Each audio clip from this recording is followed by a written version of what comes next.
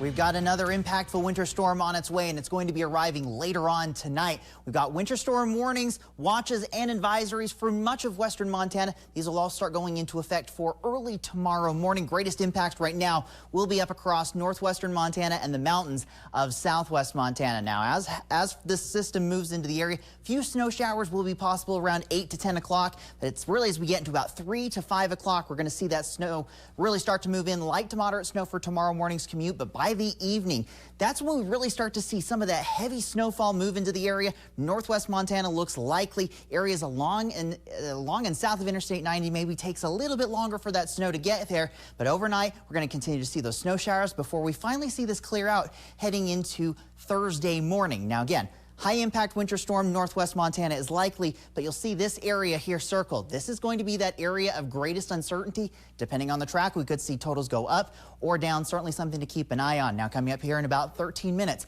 I'll take a look at those temperatures for both tonight and tomorrow. Here's a live look at Kalispell as Flathead County officials prepare for parts of the county to see upwards of a foot of snow. Flathead County Sheriff Brian Hayno says in addition to dedicated road crews and emergency responders, officials plan to have search and rescue divisions on standby. Just all in preparation for kind of an unknown, depending on how much snow we get, and the weather and the wind all play varying factors when we're looking at these events. Sheriff Hayno encourages people who travel outdoors to be prepared with a full tank of gas and a shovel because it may take emergency services a while to get to those who need assistance.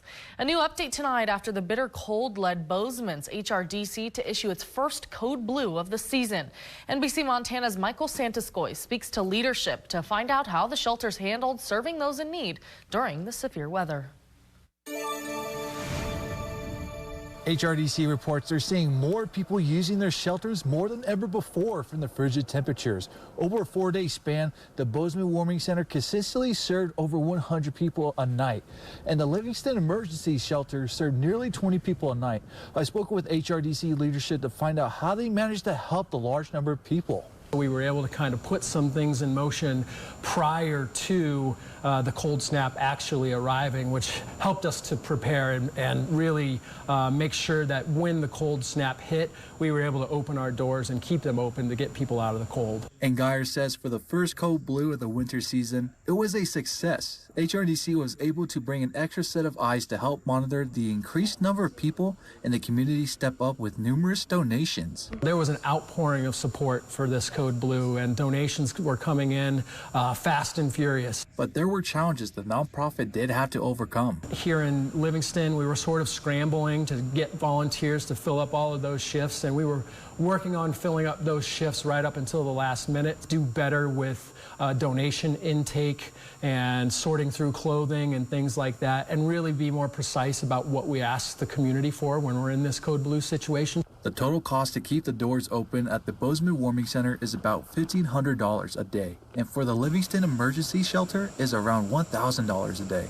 Geyer says donations are vital to keep the lights on. We're on a tight budget. When you run these shelters, there aren't really funding sources, so we really do rely on the generosity of the community. Geyer says it's important to keep an eye on the weather forecast and remain committed to the people who need help if another code blue happens again this season. It makes sense that we put into motion all of our resources, and all of the assets that we have are mobilized, because this is a life-threatening situation for the people who are staying with us. In Livingston, Michael Santaskoy, NBC Montana.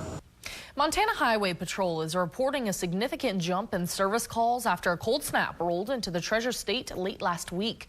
Sergeant Jay Nelson with the Montana Highway Patrol says the agency received more than 1,000 service calls since Friday.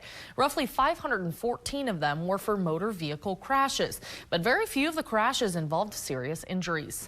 Now, the volume of calls is more than 2 times the typical number seen in just a weekend.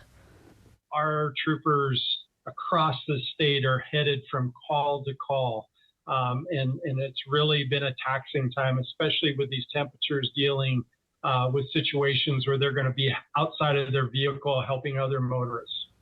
As Northwest Montana prepares for more snow in the coming days, Sergeant Nelson encourages drivers to slow down, prepare for the unexpected, and do not panic if your vehicle starts to slide. And to track the storm in real time, download our NBC Montana weather app. Our severe weather alert team will keep you informed with live radar, forecast updates, and the latest alerts around the clock. Find it in your app store.